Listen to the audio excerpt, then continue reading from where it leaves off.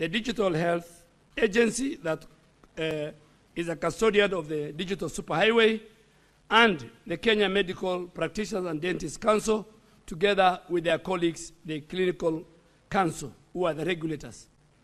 This review has leveraged on SHA upgraded digital infrastructure, working together with the DHA to identify irregular claims, payments, and anomalies which were previously undetected within the legacy of the NHIF system.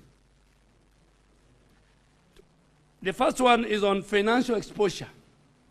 Honorable Speaker, the SHA system digital audit that led to the immediate and successful rejection of 10.6 billion in claims that were non-compliant and fraudulent, and preliminary estimates of this financial exposure related to these irregular payments are in the range of several hundred million shillings. A final verified figure will be communicated once the joint audit of the whole SHA system from October last year, when SHA started, up to October this year is complete. This ongoing forensic validation is a proof of the effectiveness of the Social Health Authority new digital architecture in uncovering and preventing fraud. And Mr. Speaker and honorable members, medical fraud globally is about 30%. What are the preventive reforms under SHA that we have introduced? And so far we have rolled out very robust reforms in order to strengthen governance, in order to put in place transparency and accountability. And how are we doing this? First, we have strengthened our AI-powered digital oversight. Our DHA, Digital Health Agency, has upgraded the next generation artificial intelligence and machine learning tools within the SHA claims adjudication platform.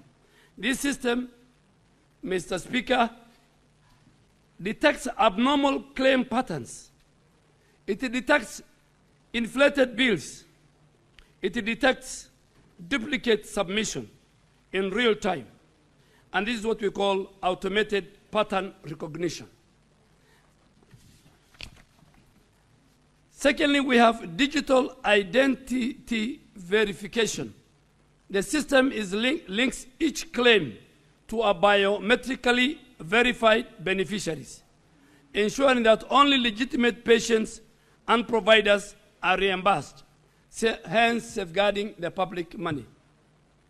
Honorable Speaker, if this House is taken through, and I really want you maybe a time to call one of the time when you have a retreat to invite us, and we tell you, and I'll give you a good example.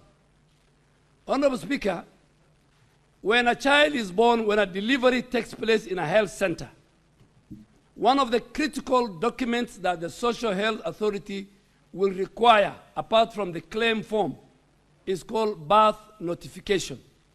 It's good, Senator Khalwale listens to me. You know, he's a doctor, and I want him to go and say it at home. Yes. No, the whole of Kakamega County. Honorable Speaker, that document of birth notification is one of the documents that must be provided with a claim for SHA to reimburse that delivery, reimbursement of 10,000 or even for 30,000 for cesarean. When you don't submit a birth notification document, whether a child has been born or not, the question lingers. That claim becomes not payable.